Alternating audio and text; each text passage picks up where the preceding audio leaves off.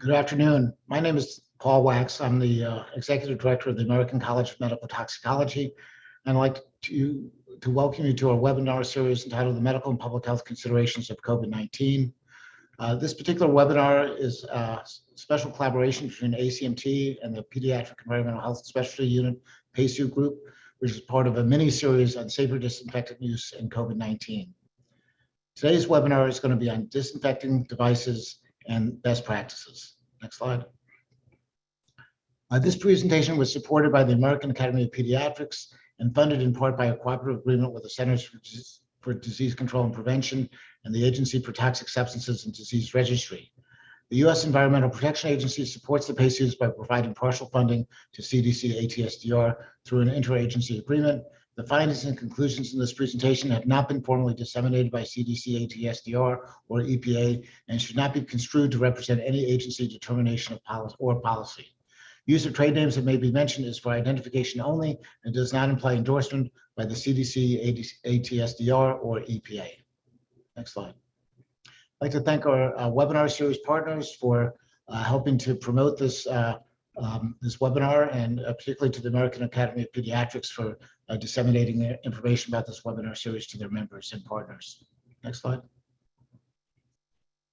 This is one of a series of a total of 6 webinars that we're specifically designing on safer disinfectant use.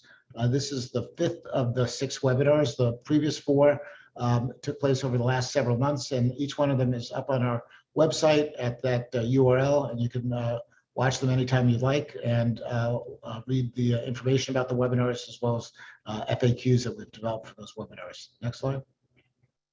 And this is the FAQ page. Again, we have specific FAQs that are referenced pertaining to each of the previously developed webinars. Next slide. There'll be a Q&A at the end of the webinar. This generally goes for about 15 to 20 minutes, and we invite you to participate. Please type your questions into the Q&A feature, and we'll get to as many of the questions as possible. Next slide.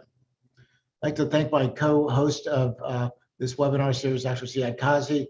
Dr. Kazi is the Secretary Treasurer of ACMT and is past president of the Middle Eastern and North African Clinical Toxicology Association. He's a professor in the Department of Emergency Medicine at Emory University in Atlanta. Next slide. I'm delighted to bring to the podium now our guest moderator, Dr. Nicholas Newman, is an assistant professor of pediatrics and environmental and public health sciences and co-director of the Community Engagement Core of the Environmental Health Sciences Center at the University of Cincinnati.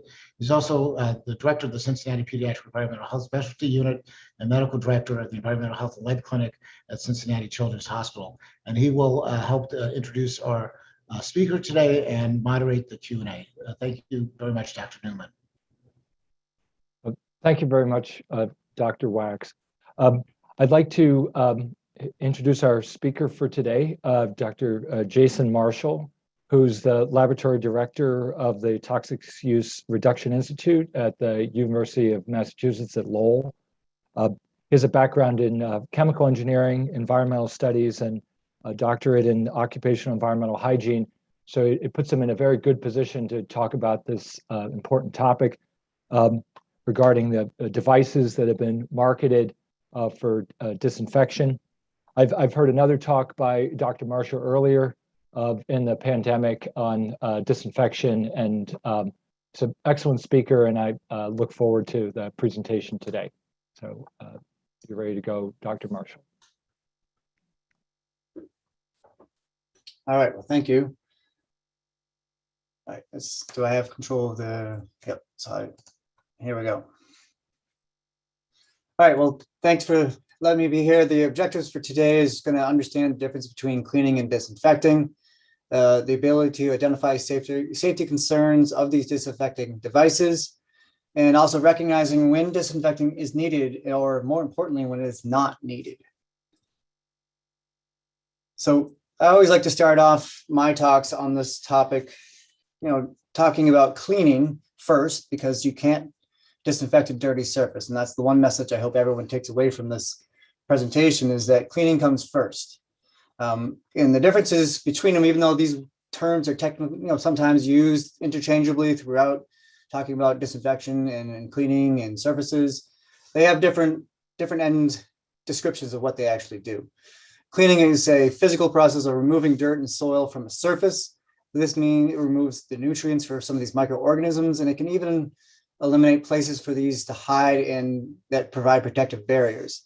It actually can even physically remove the bacteria or the virus from a surface as well. Then you get into sanitizing, where you're talking about actual killing off of some bacteria, but it's not effective on viruses. And so it has a range of 99.9, so a 3-log reduction up to a 5-log reduction for sanitizing. And then disinfecting is a little bit further up that spectrum, where you're getting a 4-log reduction, and you're killing off microbial life, bacteria, and viruses, but not necessarily their spores. And that's, sterilization comes after that. Again, you can't disinfect a dirty surface. And to help illustrate that, I have a video that my son and I put together for part of our black belt candidacy. Surface before you can disinfect it, because the soil.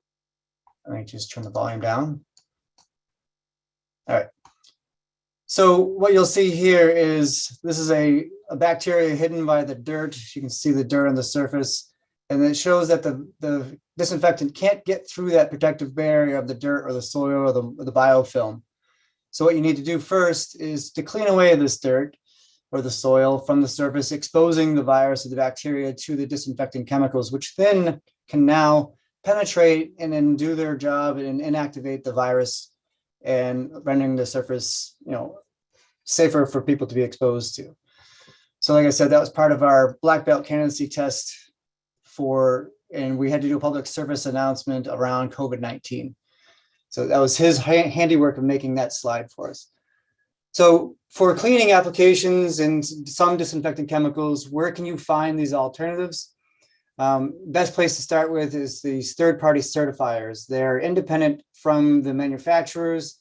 They've gone through and they've looked at how safe these products are, and also have looked at performance. The big three that are out there, some of these names should sound familiar. There's Green Seal, EPA's Safer Choice program for their cleaning products, and they're designed for the environment for their disinfection side. And Ecologo does both cleaning and some disinfection products as well. So these organizations help kind of do the groundwork to find what chemicals are safer or potentially safer, and also have shown some performance levels as well. And also there's other resources that are available. I know we've worked for many years with our state purchasing group to help find preferable products around this topic. And they've gone through and they've made the selection process a lot easier for the general population by using the list that they've created for what's they've considered to meet the needs of the state. So circling back to the EPA's Design for the Environment, or DFE, their disinfection protocols are what they look for.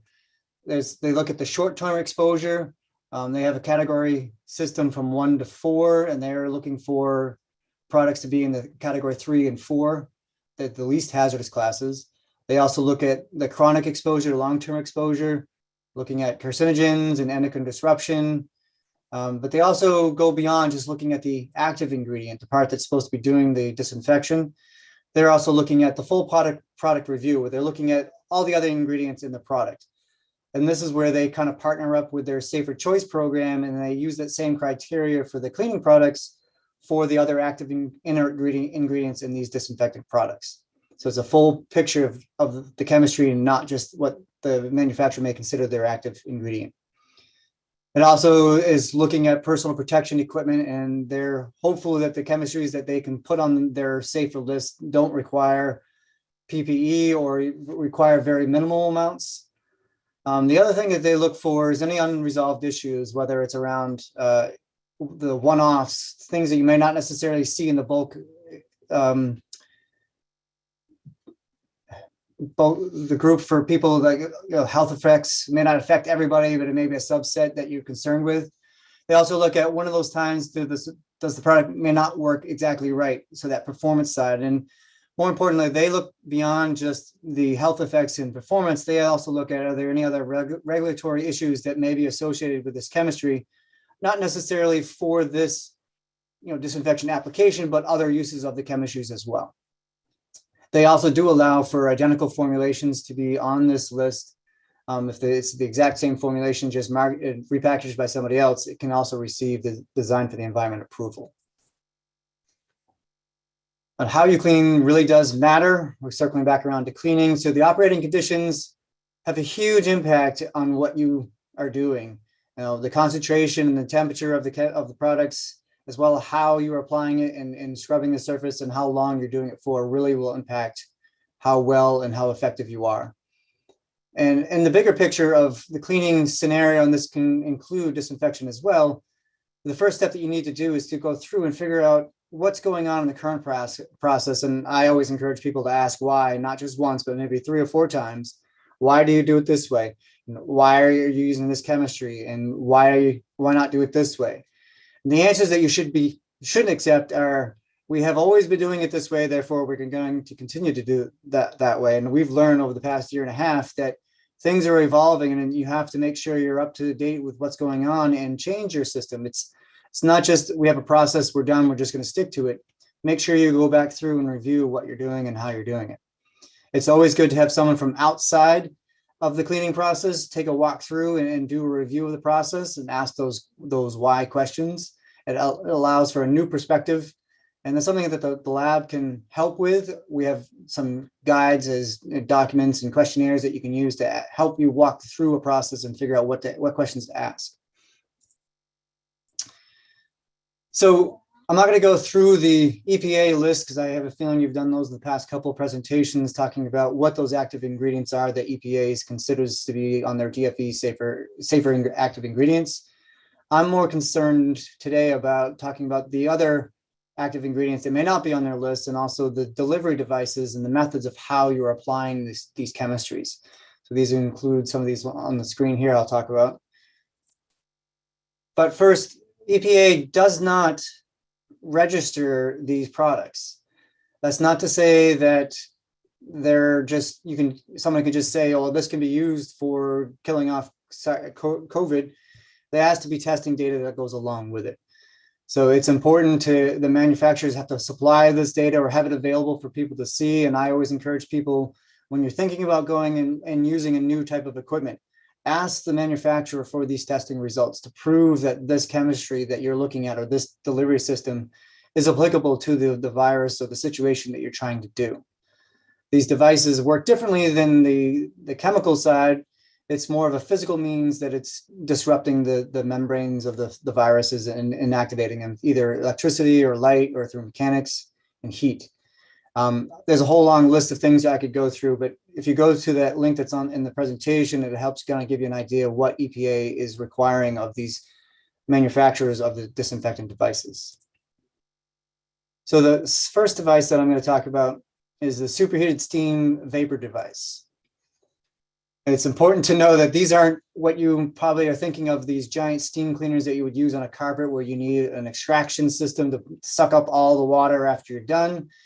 These use very little water, and it's using the temperature of the steam to do the disinfection. And there are several manufacturers of these steam vapor units. They've done extensive testing on a wide range of bacteria and viruses. And the great thing about these systems is that, unlike traditional chemistries where you may need 5 to 10 to 15 minutes of contact time to achieve effective disinfection levels, many times you can get this with under 30 seconds of contact time. And if you're comparing turnover rates in rooms, 10 seconds versus 10 minutes is a big difference, and it's a game changer if you're able to do this. Another nice thing about these devices, unlike some of the chemistries that are designed to work on non-porous surfaces, these devices can also be used on porous surfaces like fabrics and carpets and things like that. As I had mentioned, these steam devices rely on temperature, and so that's one of the main concerns when using these is what happens if someone gets blasted with the steam from this device if they're using it improperly. Well, the good news is that the temperature profile drops off very drastically. Within 6 inches, your temperatures, we're not going to have a lot of concerns or issues over damage or injury from being exposed to it. It's the up close, essentially right underneath the head of the steam is where the high temperatures are. And what this picture doesn't show is that usually this system uses a cloth towel that wrapped around it, which helps to pick up any of the dislodged dirt and grime and viruses from the surface. And then you can launder those towels and reuse them and remove the dirt and soils from the surfaces. So the next system up is the electrolyzed water systems, also known as ECA, electrochemically activated systems. And the ones that we've been looking at are focused on generating hypochlorous acid. They use a mixture of salt and water. And in some cases, they add in an acid to help keep the pH low. It's usually just vinegar that they've added to the solution. But the importance around hypochlorous acid is, unlike hypochlorite, which is the main active ingredient in bleach, and chlorine gas, both of those are respiratory sensitizers. The hypochlorous acid is not. The trick in being able to use these devices safely is the control of the pH range. As you can see on the chart and on the graph, once you hit a pH of 6, you're no longer dealing with mostly hypochlorous acid. You now have a mixture of the two, and temperature plays a role in this curve as well. So this is shown at room temperature. If this was done at colder temperatures for the water, you would see that curve extending a little further out. That would be 100% up through like 5.5 pH versus at the 2 and 4.5 where it starts to drop off. So temperature does play a role. The pH is important to make sure that you're in a safe region and having the hypochlorous acid and not the hypochlorite. So what essentially happens is you break apart the salt and the water in the solution, and it reforms to form the hypochlorous acid. As I had mentioned, you're adding the acid, in this case vinegar, to the solution. It helps maintain that pH in an acceptable range for generating the hypochlorous. And if you look at the chart that was on there, the hypochlorite pH solutions, I think I can go back one for you. If the normal bleach solution that you're using, that you're making up, is a pH of around 9.5 to 10. So you can see you have mostly hypochlorite in there. And the interesting part is, for most of disinfection, hypochlorous acid is far more effective than hypochlorite. It's just easier and more stable in the hypochlorite version, and that's why it's easier to be purchased in the store. I don't have to spend too much time on the electrolytic cell here unless you really want to get into the chemistry, but I know we have other things to talk about. But this is essentially what goes on inside the black box. There are several in-home systems that we've evaluated over the past year or so. They have different ways that you can add the salt and vinegar mixtures. Some of them give you a pre-measured capsule, so there's no guesswork. Some of them, they say add a scoop of salt. Some say add a scoop of salt and add a teaspoon of vinegar. We have found that it's not surprising that the ones that provide these pre-made packets have more consistent generation of the hypochlorous acid solution and have more consistency in the active ingredient concentration during product use and development. So during some of the testing that we've done to validate some of these product claims, is we've looked at several manufacturers of these. We looked at total chlorine, we looked at the pH, and then went through and determined how much was being generated. We were concerned because of that pH shift range, where ideally hypochlorous acid would be great. We know that things are not going to fall within that range, and so that we wanted to validate or determine how much exposure people were having to chlorine during the use of these devices. So we looked at exposure levels when the solution was being generated, and also during a 10-minute use time during the wiping application. We actually have a mock bathroom in our lab that we use, that the students were all excited about being in there. So I know this is a lot of data on the table, but the main thing to look at is that there's not a high level of chlorine being produced during the generation of these, except during the use portion of the bleach solutions. Is the only time we had multiple readings of potential exposure. And so you can see the student on the right-hand side, he's wearing the monitor on his chest as he's doing the cleaning in the bathroom. So it was nice to determine that what people were concerned about being exposed to, we weren't seeing in this mock-up of a real-world situation. So if things are looking so promising for hypochlorous acid in these electrolyzed water systems, why is it not on EPA's DFE list?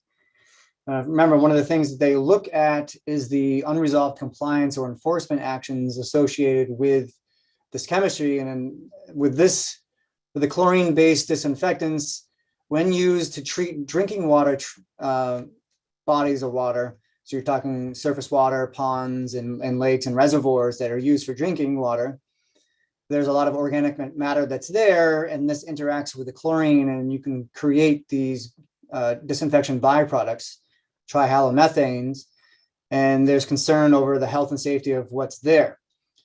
Now, why does this really not speak to what's going on in the real world when you're using these electrolyzed water systems? Is that the water that you're using to generate the chlorine solution has already gone through this process, and you're not going to have that same level of organic matter in the water. So the chances of you generating these disinfection byproducts is low from that point of view. There's also the question of whether or not, well, what about when you use this on a dirty surface and you're trying to disinfect, someone's body fluids or something like that? Is that enough time, and is it that a high enough concentration to form these disinfection byproducts? This latter question is something that a colleague and I are working on, trying to come up with methodologies to evaluate what's produced when using these electrolyzed water systems in a not so ideal situation when you have a dirty surface and you're using it on it. Do these disinfection byproducts get formed? So sliding over to aqueous ozone devices, again, a similar kind of handheld device as the electrolyzed water with salt. What happens is you're taking water and an electrical charge, and you're generating ozone in this system. And then the ozone then attacks the organisms in the soil. And at the end of this reaction, because of its unstableness and reactivity, it then reverts back to oxygen. This is difference here is that we're talking about aqueous ozone and not gaseous ozone. And so there may be some concerns about what happens if I'm exposed to the gaseous version of ozone. These vendors that we've worked with have done some preliminary evaluations, and they have not measured any ozone near or nearby when they're generating the solution and using the solution, kind of like what we did with the chlorine-based solutions. We're in the process of trying to do some of that work ourselves to validate what they've told us and to make sure that this is what's going on and we're not measuring anything. So again, inside the device, you have the oxygen in the water solution and the spray bottle coming through, and then the charge is going through it, and you have ozone coming out. There are several devices that we've been looking into, and they're at low concentrations that you're generating. They have similar technologies, how they generate it, but there's some links there you can learn a little bit more about how they're generated. We haven't done as much performance testing with these, but we do have two of these units, I think, in the lab that we're going to be doing some performance testing on as well. For ultraviolet light, it's been used for many decades on various pathogens, and it does take the right kind of UV light and the right dosage to effectively disinfect surfaces. The most effective wavelength range is at UVC, ranging from 200 to 280 nanometers. There's a lot of testing that's been done at the 250 wavelength that it's capable of inactivating several of the similar type of viruses to SARS-CoV-2. It causes the lesions in the DNA and RNA and effectively inactivating the organisms. So there's concerns over how does this impact, when on skin or in eyes. And so there's been more research looking at what they refer to as far UVC, which is about the 222 nanometers, which doesn't penetrate the surface as deeply and should not be an effect as impactful on skin or eye versus UVC. And this is just kind of a crude demonstration or pictorial of the skin and how far UVA, UVB, and UVC can penetrate to the skin layer. And the thing to note is the coronavirus size is much smaller than the thickness of the skin. So if you're talking UVC or the far UVC, you don't have to go very far through the coronavirus to be able to inactivate it, whereas you'd have to go significantly further to go through or to do damage to the skin or eyes. So with ultraviolet light, there are some limitations. It's a direct exposure type of system. You have to be able to see the virus and able to inactivate it. This means if you have a dirty surface, you're not going to be able to get to it. And it doesn't have to be necessarily a dirty surface. It can just be irregularities in the surface characteristics, which can provide shading and blind spots where the UV light can't get to. So it's important, again, to make sure that you have you've done cleaning and you have multiple angles to be able to ensure you're getting all the surface being exposed to. So early on, when they were talking about SARS-CoV-2 and they were saying, well, it's a lipid enveloped virus, it should be easy to disinfect. Some people were saying, well, what about aqueous cleaners, these degreasers that are on the market? Would these work at dissolving that membrane and inactivating the viruses? Again, if you look at the picture of the virus on the right-hand side, the envelope layer, that's where this would be targeting. We've done some work at just looking at how does the chemistry, an aqueous all-purpose cleaner, work at inactivating it. And we've found that you get some level of reduction. You get about a 1 log reduction with not any kind of physical scrubbing of the surface, just applying the chemistry, and some of it will break down. But again, this testing that we were doing was not on an enveloped virus. It was on the MS2 bacteriophage, and that has a different membrane around it, and it's not the same connecting the results. If it worked on that, it should work on SARS-CoV-2, but if it didn't work on it, it doesn't mean it wouldn't work on it. We haven't gotten to that point where we have a suitable virus for us to work on in our facilities to validate these aqueous degreasers. So switching over to how we apply it to the surface, I'm not going to cover the wipe on, the immersion, and the spray bottles. Those are the traditional methods that people have been using, and there's the high touch points that you'd be spraying and wiping down. I'm talking about more of the electrostatic sprayers, the foggers, and the misters, where you're talking large scale application of these chemistries to help with the disinfecting of surfaces. So I do want to come back around and say safety still matters. The product's safety and effectiveness may change based on how you're using it. It's always important to clean first. You have to make sure you're following the recommended concentrations, the acquired dwell times, and most importantly, making sure that you provide personal protective equipment for those that are applying these chemistries in these rooms. You'll see in a second why. But for a chemistry to be used effectively, for disinfection, you still have to make sure that that chemistry has been paired with the equipment that you want to use it with. Just because it's effective on SARS-CoV-2 or a surrogate thereof, doesn't mean that you can just pop it into any delivery device and have it work. Your EPA is still requiring performance testing and for these type of applications to make sure that what you're doing is going to give you the results that you think you're getting. The exposure also of these chemicals can change, and that's why it's important to provide PPE. It's not the same size droplets, and I'll show that in a second. The electrostatic sprayers are most specifically, they're here to generate charged particles, which provide a more efficient way to deliver this to the surface, because most surfaces have the opposite charge, and that the particles are then drawn to the surface and they'll cling to that surface. And they'll even have some ability to wrap around the backside of a surface that you may not necessarily be able to see. It also provides a more uniform layer on a surface. That sounds great in theory, but sometimes too good of a delivery system maybe not be what you're looking for, because you may not have enough chemistry on the surface to remain wet. Like I said, it's faster than traditional manual spray systems, where you're prone to human error. You get more missed surfaces. But again, the electrostatic sprayers, there is no physical blow off of the viruses from the surface. It's all onto the surface in a way that kind of just sits there. And again, you have to make sure you have a clean surface before you do any of this. There's no manual removal of the debris or the microorganisms in your delivery system, because it is a very low flow type of delivery system. And like I had mentioned, you have to make sure that the surface is going to remain wet for the entire required contact time to make sure that you're getting disinfection to the level you need it to.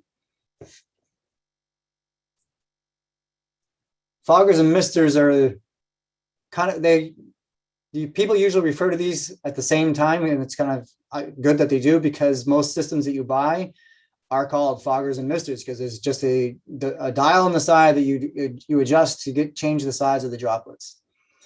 They rely on passive deposition, and it's based on the direction of the spray. If you can't see it, you can't coat it, and it is relying on gravity to be able to pull these down to the surface and coat them.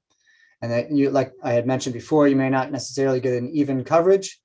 And re-entry times into these rooms that you're spraying with these compared to electrostatic sprayers may be delayed, because the aerosol particles are in the air and you don't want to walk through that and breathe these chemicals in as you're walking through the room. The real difference between foggers and misters is particle size. Foggers generate a cloud-like fog, 10 microns, and the misters are more of 200 microns in size. Fog floats and mist falls.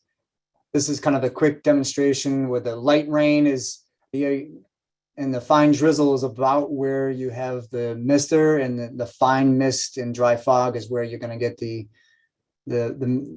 fog, the fogger's size, particle size. So you can see that this is significant difference in size. And again, personal protection equipment is important to prevent the user, the applicator, from breathing these in or getting them on their skins, because it's hanging in the air. So as I mentioned, these foggers and misters, more of the foggers may remain in the air longer. And some people have thought, well, maybe this is a good thing that they're hanging out in the air, because it can help disinfect the air as well as the surface. There's not a lot of research that's out there to prove this one way or the other, but there are some thought that these aerosolized disinfectants may latch onto these organisms and not necessarily doing anything to them other than making them heavier and then making them fall out of the air onto the surface. And then when they're on the surface doing the disinfecting there's some thought that, well, maybe if there is enough contact time on the virus in the air, that it's doing it in the air as well. So that's definitely somewhere that I'd love to find more research on and have more answers for you as to what's happening with the air disinfection. Again, it depends on pre-cleaning surfaces, getting rid of that organic load, the type of chemistry that you're using in the spray, the pathogen that you're trying to remove, and the size and space and occupancy of that room as well. The air movement and relative humidity play a big role, and the amount of disinfectant you've applied and over how much time. And it's always good to make sure you plan your escape. In addition to making sure you have as much ventilation as possible to control what's going on in there. Don't paint yourself into a corner, so you have to walk back through the cloud, start as far away as possible and back your way to the door. And make sure that that room is left long enough without anybody coming in to ensure safety, and there's enough contact time for the disinfectant to do what it needs to do. So the question becomes when to disinfect. So viruses survive on surfaces, or like I mentioned, it depends on temperature and relative humidity, as well as what else is there for a food source. So the higher the temperature and relative humidity, the faster the virus will decay.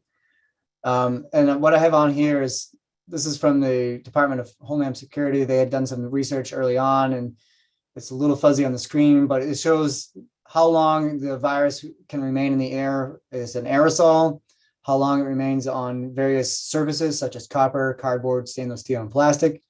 So for the aerosols, they were finding, several hours it can remain in the air. On the various surfaces, it ranged from just about a day to like 3 or 4 days that the virus will basically break down and no longer be there if no one's there. So if you have an unoccupied space, you won't have to go in and do a full room disinfecting because there's nothing there to disinfect. You go in, you do a normal cleaning, that's all you're going to have to do. And so this is kind of relates back to when schools were closed down for much of the past year. And then when they decided they were going to reopen, what did they do? They went in and they said, well, I have to disinfect everything. So they went through and they wanted to disinfect every surface in every room throughout the whole facility. And that is just something that is not necessary to do and is not practical. So why is clean? So I want to walk through a kind of a scenario of why cleaning and hand washing is important. We have learned over the year and a half or so, that touching a surface and transferring the virus from that to yourself is not necessarily a main path of contracting the virus. It's more of the aerosolized version of it. But this kind of helps to demonstrate why hand washing and surface cleaning is enough to maintain a facility to acceptable levels. So I did some research to try to figure out what was the transference rate of a surface when you touch it with your hand, and then go from your hand to your mouth or your eye, and then what happens if you clean that surface. So I took the worst case scenarios of the high end transference rate of 22%, the 10% from hand to mouth, and a low level of adequate cleaning, 90% reduction. And hand washing, most people don't wash the hands correctly, so you're lucky if you get 75% removal of stuff from your hands. So using those numbers, if you take a worst case scenario with 1 million virus organisms on a surface, which is a lot, and then you were to touch that surface, you now have 220,000 organisms on your hand, which is kind of scary. And then if you then touch your eye or your mouth or your nose, you got a 10% transference from there. Without doing anything other than touching a dirty surface and then touching your face, you have a 98% reduction, which shows you that there isn't a lot of transference of that virus to you through that mechanism. So if we introduce the low-end hand washing and maintain everything else, you can see that your reduction from the initial million is down 99.5%, which is pretty good with just washing your hands alone. And if you introduce in just a general cleaning of the surface, you get a 3-log reduction from the initial 1 million organisms. And that's pretty significant. And you didn't do any kind of disinfection. You're just using a normal aqueous-based cleaner. And if you introduce a low-level disinfection, a 3-log reduction of disinfection, along with everything else you've done, you've gone from 1 million organisms down to 1. So that's pretty significant, and we didn't do a lot of disinfection. So what does this mean is that, well, the good news is that most surfaces that you're going to come in contact with are not going to have that large number of organisms.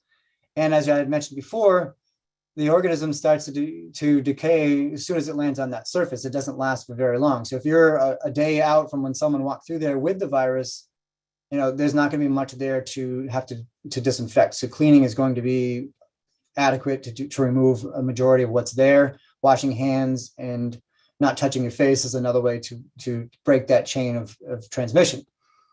So we can do all this without having to use harsh chemicals. And it's the main thing that you kind of want to promote is if you see someone going willy-nilly with a disinfection on all the surfaces, it's like it's not really doing anything but exposing you to harmful chemicals and causing more different health effects from that chemistry that you're using. I believe this kind of brings us to the end of my talk around when you should disinfect. As I had mentioned, you don't need to disinfect everything every day. And is it important to look at which chemistry you're using in a fog or a mister if you so are inclined to use one? And that's the main thing, is making sure that these chemistries are compatible with the devices you're looking at. And that's something you can talk with the manufacturers of these equipment and say, have you tested the chemistry? You can talk with the chemistry manufacturers and said, have these been tested in a fog or a mister? And then figuring out if the best use for that chemistry.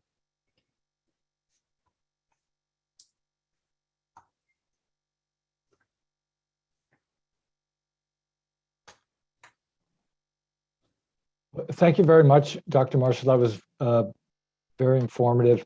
And we do have a fair number of questions that have come in on the Q&A here.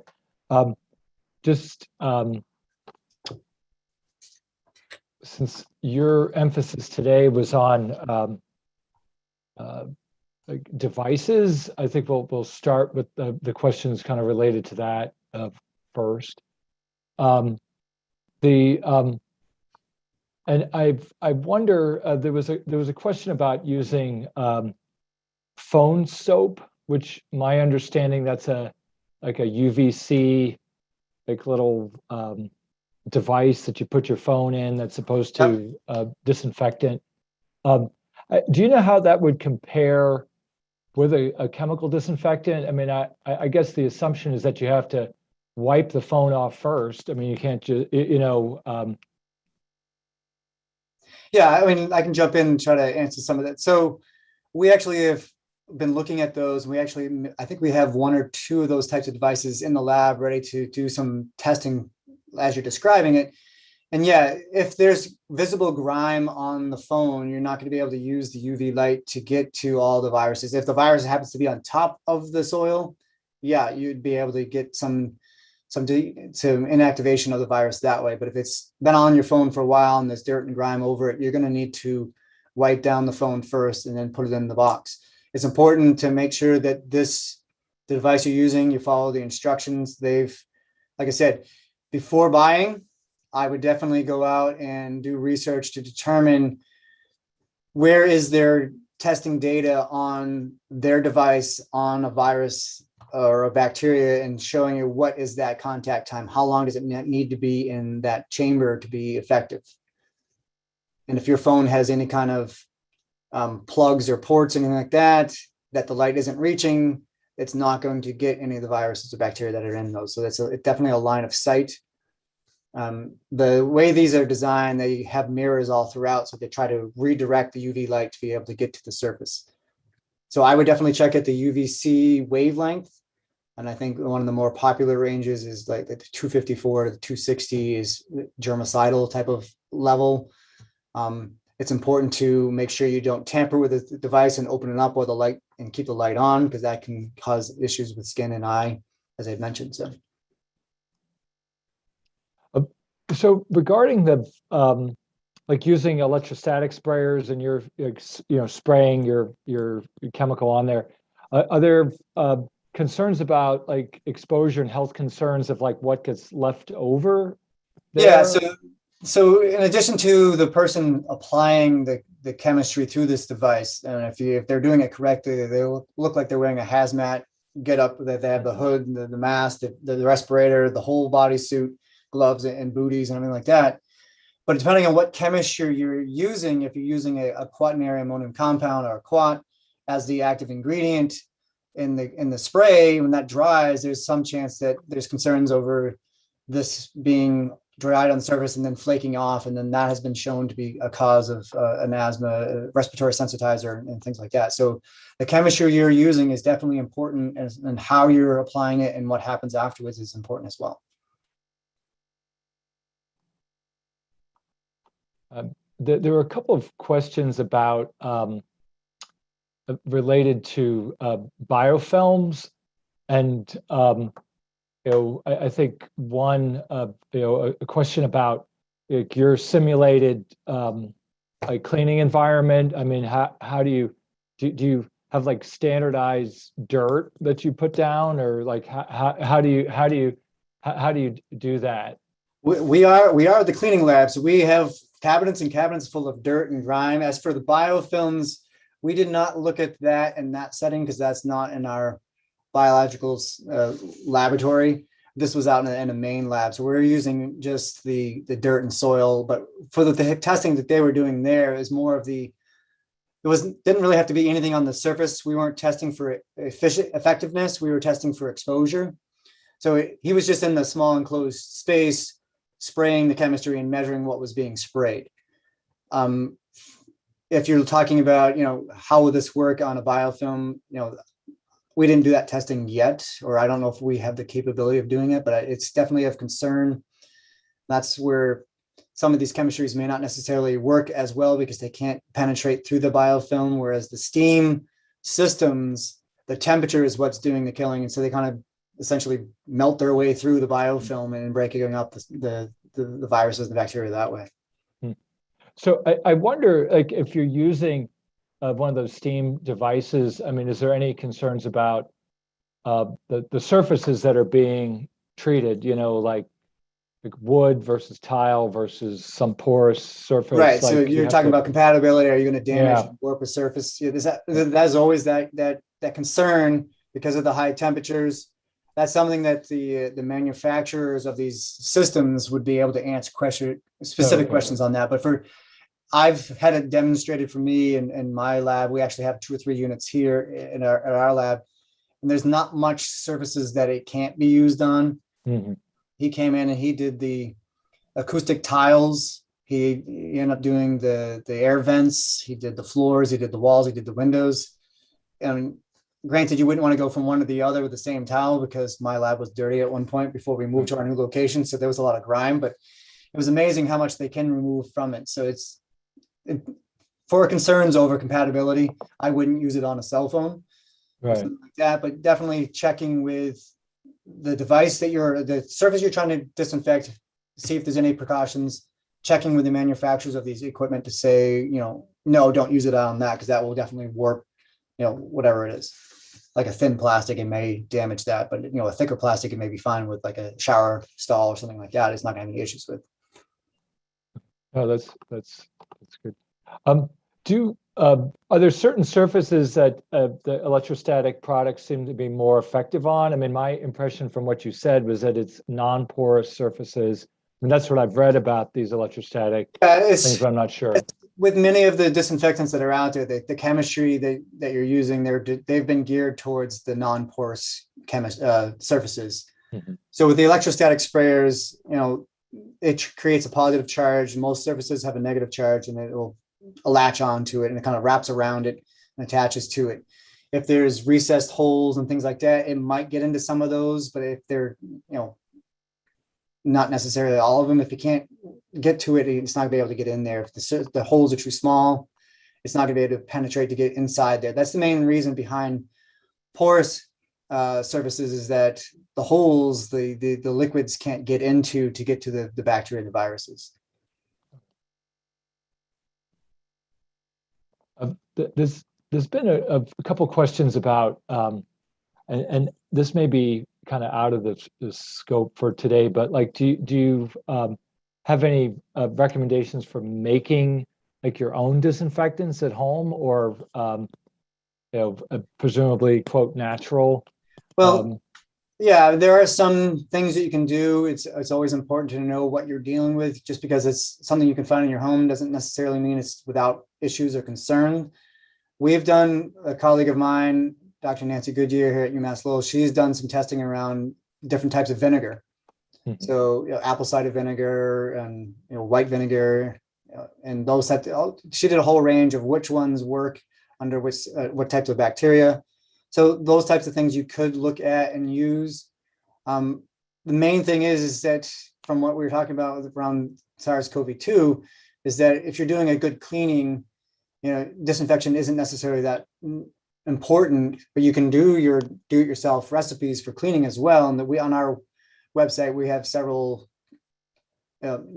recipes that are out there that we've tried to validate and show performance in a lab setting versus just, well, my grandma used to do it this way, or this one should work. We've tried to put some of those to the test and do some validation of those do-it-yourself recipes. Okay, that's helpful, because I think a lot of people are thinking that, but from my experience, for some of the patients I have, like they mix together a whole bunch of things in their house that probably should not be mixed together to make. Well, the good news is on our website, we actually have a list of don't do this because you'll be in the hospital. Yeah, so it's important, like I said, to know what you're dealing with and what you're mixing together. Acids and bases usually you don't want to mix together, Right. unless you're making a volcano. Right. So- Yeah. And I think sometimes people just kind of assume if they have those things at home, they're okay, but that's not necessarily the I always case. remind people they have drain cleaner at home. Doesn't mean it's safe for you to go and try to do something else with it. They're chemicals that are designed to do nasty things. So be responsible with what you're dealing with. Has your group looked at, I mean, I know that this may be off the scope, but like, have you looked at anything like with like air purifiers that have UVC or like something like that, or is that another group? Yeah, that does that? we've done a little into that realm. Like I said, we've been focused on the electrolyzed water systems up front. Mhm. And then we've been trying to do research into the air purifiers and looking at that whether the physical capture of the virus is enough, or if the UVC light ones actually provide that next level of killing it off once it's captured. Because what happens when you're just using a HEPA filtration is that the virus gets trapped in there and basically gets dried out and inactivated that way. It takes a little bit longer, and then you have to deal with the virus on the filter. But with the UVC lights and filtration systems, you have that extra level of killing them off within seconds or minutes while they're passing through there.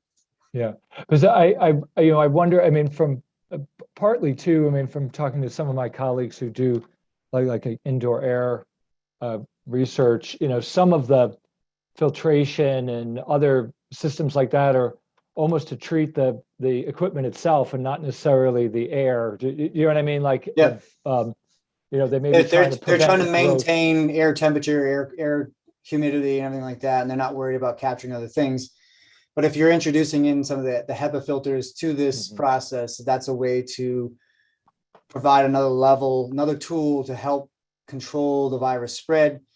And it's good if you can have the filtration with, like I said, if you add in UVC, and then you also add in good housekeeping practices where you're cleaning in high touch areas and things like that. That whole realm of everything you're doing is going to help make it a better situation. There isn't one thing that's going to solve all of the problems.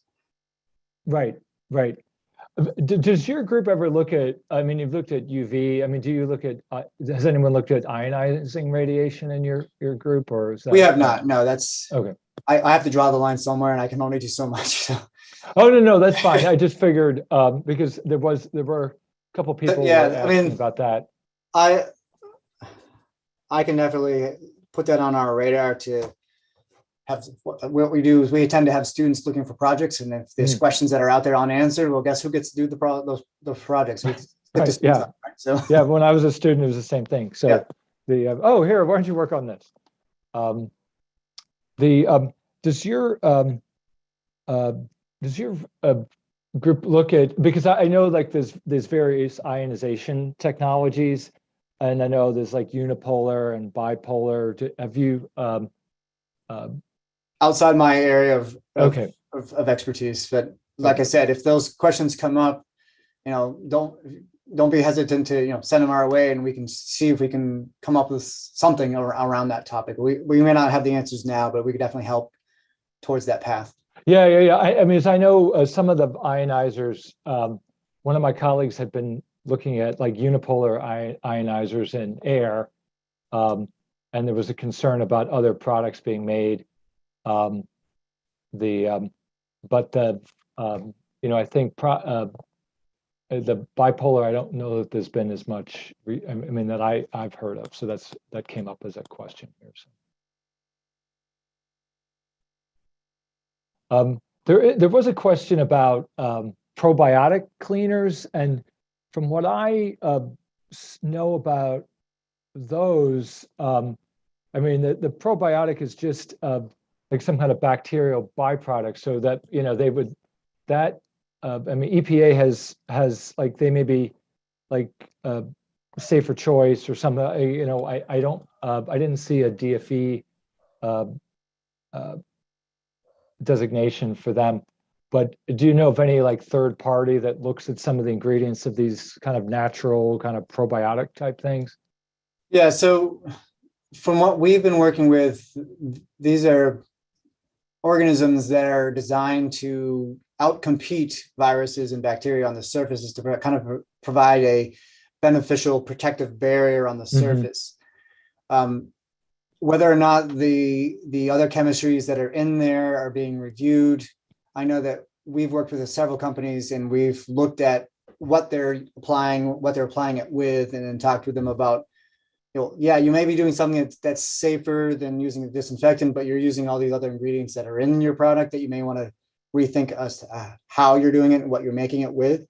So it's more of a getting them to learn more about the other half of what is in their product to make sure they're doing the right thing. I know when we do product reviews, we look at, like EPA does, looking at all of the ingredients as much as we can find out what's in them. We'll review those. I don't know if that answered the question or not, but yeah, I think so. There was a question about dry hydrogen peroxide. Apparently, I've heard a little bit about it. I haven't really done too much research into it. I mean, I can't answer the question on that right now. I mean, okay, no, that's fine. Yeah. There were some other things. Some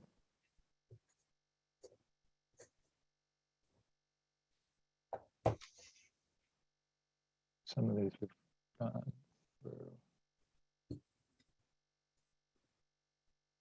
Someone asked about sharing the website for the homemade cleaners. I think probably that's on your. Yeah, if they go to the turi.org/lab or laboratory, you can navigate your way through to it. I couldn't tell you exactly where it was because I think it's moved about 9 times. But if you go to turi.org and you do a search for DIY cleaning, it should come up. Okay.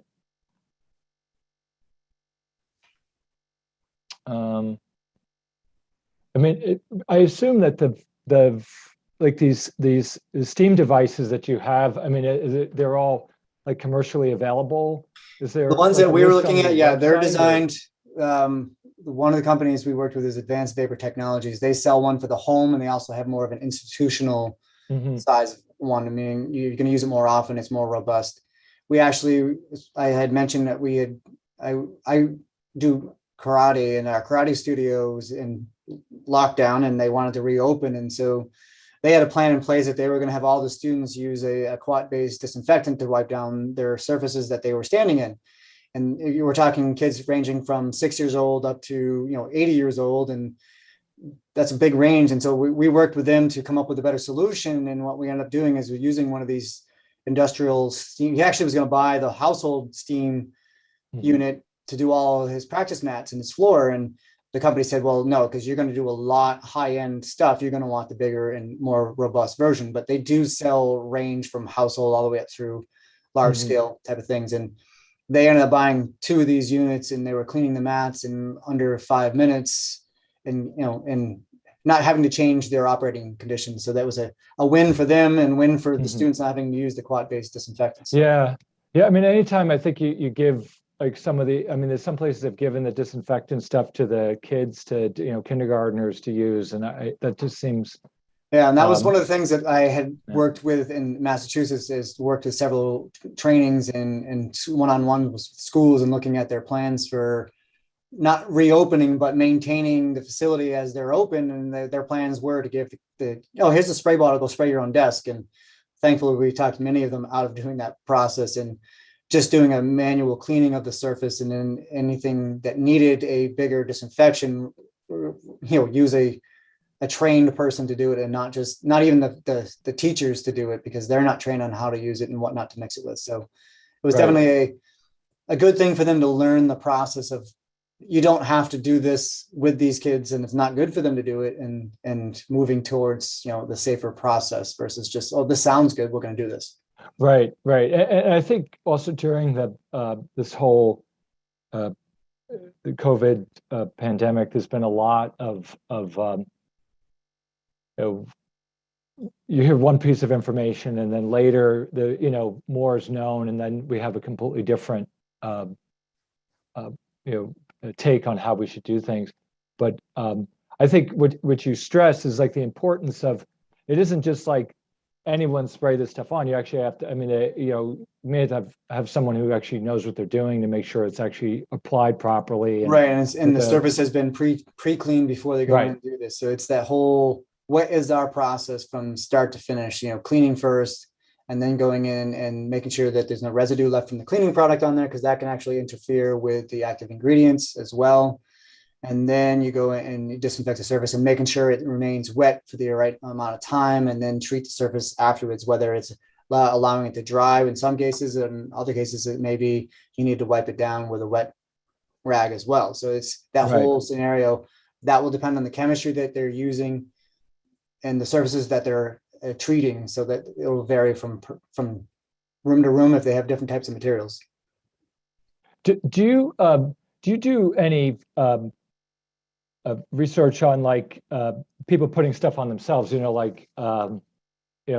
hand wipes versus disinfectants or anything, or are you mostly working on the closest we come to that is we do hand washing tests, but nothing around disinfectants that you would be applying to your body or anything like that.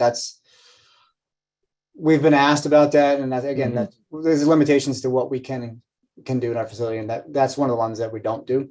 Yeah, that was one of the questions. So but if you don't do it, I mean, it's not really something talk about.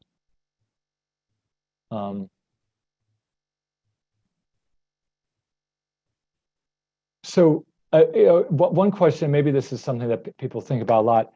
I mean, how do you decide how often something needs to be disinfected? So because the question is more about disinfecting daily, but I think it's not, or rather not disinfecting daily.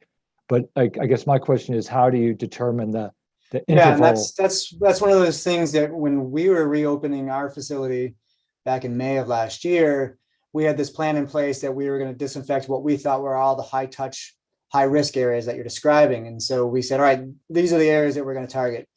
But while we were doing that, over the course of the first couple of weeks we were back, we were monitoring what we were touching and how often we were touching it. And we found that 2/3 of the high touch, high risk areas that we thought we should be disinfecting, we never came in contact with at the level that we thought we would. And so we were able to modify what we were doing by watching what's physically going on. That's where I go back to where I was talking about doing a walkthrough of the cleaning process and go, all right, how do we do this room, and how do people interact in this room? We're even going in when they're not doing cleaning and just watch the classroom, if it's a classroom, or the room that you're in, and doors and light switches are obvious ones that are high touch, high risk areas. Is it the bed rail? Is it the desktop? It's probably not the floor, and it may not even be the windowsill. But those things you can take a best guess up front, and then monitor what goes on and redesign and remodify your process based on what you're witnessing going on at your facility. Yeah, because I think that's probably important. And as you stressed before, like you can't disinfect every single thing all the time, right? And you want to direct the effort to the right area. So I'd like to thank you very much, Dr. Marshall, for this great presentation today, and also for answering the questions from the audience. So I'm turning back to Dr. Wax. Yeah, and thank you very much. It was a great presentation, very informative. We will be developing an FAQ based on the webinar, which we'll release over the next few weeks, hopefully, and ultimately we also plan to, as part of our project, which is funded by ATSDR and under the American Academy of Pediatrics, a series of fact sheets, including a fact sheet on this topic as well. So if we could go to the next slide, Dia. So we've put on a number of webinars, as we've discussed over the last year and a half now, and these are all summarized in our prospectus, which is available on our website at acmt.net/COVID-19 web. Next slide. And I'd just like to Suggest folks take a look at our PACU National Classroom, Pediatric Environmental Health Special Units. There's many different trainings, including recorded webinars, including this series, but many other webinars on pediatric environmental health, and also a large number of e-learning courses too on topics related to pediatric environmental health. Lots of subject matter experts from all over the country have helped produce these over the last several years, from climate change to a variety of other topics. And we encourage you to take a look. And this is available at www.pacu.net/nationalclassroom.html. Next slide. At this point, I'd like to thank everyone and thank again our presenter and our moderator for an excellent presentation. Everyone